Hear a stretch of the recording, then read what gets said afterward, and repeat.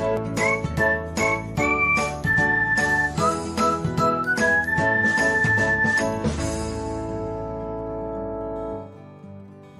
everyone, welcome back to another episode of Technologyglance.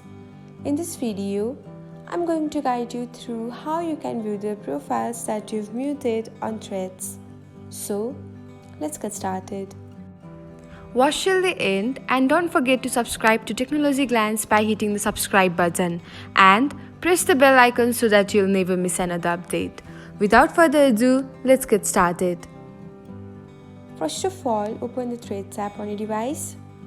Please log into your account if you haven't already.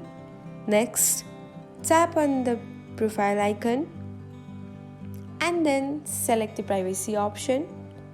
Here you can find muted section. Tap on it and this is where you can find the accounts that you've muted on Threads.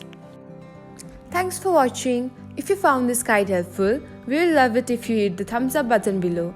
We upload great new tech tutorials like this one every day. So, don't forget to subscribe to our channel and hit the bell icon to get an update as soon as we post a video.